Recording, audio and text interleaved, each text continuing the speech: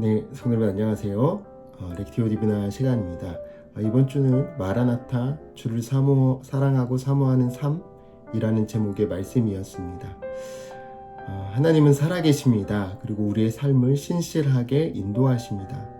그런 가운데 중요한 것은 하나님께서 우리의 마음의 중심을 보신다는 것입니다. 그래서 우리는 겸손한 마음으로 서야 되는 것이죠. 오늘 본문은 바울의 마지막 편지의 마지막의 마지막 내용입니다. 교회는 로마로부터 심각한 박해를 받기 시작했습니다. 이 핍박이 거세어지던 시기에 사람들은 서로에게 이렇게 인사했습니다. 마라나타, 주 예수여 어서 오시옵소서. 이것은 절망적 세상 가운데 주를 의지합니다. 주님 속히 다시 오시옵소서라는 고백인 것이었죠. 그런데 이 마라나타 신앙의 본질은 어떤 현실 도피를 말하는 것은 아니었습니다. 자, 그 의미가 뭐였냐면 첫 번째로 더욱더 주를 사랑하라는 메시지였습니다. 이 복잡하고 어려운 상황 가운데 더욱 붙들고 기억해야 할 메시지, 주를 더욱 사랑해라 였던 것이죠. 그 핍박의 상황 속에서도 주를 더욱 사랑하라는 것입니다. 오늘 우리 스스로에게 물어야 합니다. 여러분, 주님을 사랑하십니까? 주님의 몸된 교회를 사랑하십니까? 또 여러분의 지체를 사랑하십니까? 그런데 사랑한다는 것이 손해보지 않는 사랑이라는 것이 가능할까요? 그렇지 않죠. 그럼 어떤 헌신과 어떤 희생을 하고 계십니까? 우리는 주님 앞에 정직하게 우리의 사랑을 드리고 표현해야 하는 것입니다.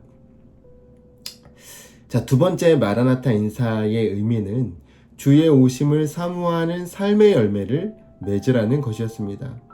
초대교회 성도들에게 마라나타 인사는 마지막 인사일 수 있었습니다. 그 다음 날 혹은 또 그 다음 모임에는 서로 만날 수 없을 수도 있는 그런 상황 속에서 한 인사였다는 것이죠. 깊은 핍박의 상황 속에서 다음 날을 기약할 수 없는 어떤 종말론적 신앙의 인사였습니다.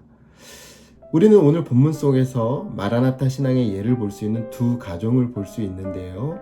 첫 번째로는 스데바나의 가정입니다. 고린도전서 1장에 보면 고린도 교회가 파당이 나누어져 있습니다. 그 중에서 이 스데바나 가정은 바울에게 세례받은 사람이었는데요. 고린도 공동체에서 교회를 위해 자신의 집을 내어놓았던 가정입니다. 그리고 자신들이 소유했던 노예를 자유인으로 풀어줍니다. 이것은 하나님의 나라의 통치가 이 가정에 임했고 그것이 이들의 삶을 결정하는 중요한 원리였다는 것이죠. 여러분, 우리가 보냄받은 이 세상 속에서 어떻게 하나님 나라의 가치를 가지고 살아가는지를 고민해 볼 수 있어야 됩니다. 자, 두 번째로는 브리스길라와 아굴라 가정입니다. 우리가 잘 아는 헌신된 가정이죠. 이들은 바울과 같이 텐트 메이커였는데요. 핍박 받는 상황으로 고린도로 온 것입니다. 이들은 바울을 통해 말씀을 배우고 또 고린도 교회의 리더가 되었습니다. 그리고 공동체를 위해 깊이 헌신을 했고 바울을 위해 목숨까지도 내어놓을 정도의 희생 정신을 보여줍니다. 여러분, 만약 우리에게 살 날이 많이 남지 않았다면 우리는 어떤 마음으로 살아가야 하겠습니까? 우리가 주님을 더욱 사랑하고 우리의 삶의 공간 속에서 하나님 나라를 위해 헌신하는 삶을 살아야 하지 않겠습니까? 자, 말씀을 정리합니다. 여러분, 어떤 상황 속에서도 절망하지 마시기 바랍니다. 그리고 주님께 감사하시기 바랍니다. 어떤 상황 속에서도 마라나타 고백하면서 서로의 가족됨을 기뻐하고 서로 격려하고 감사하길 소망합니다.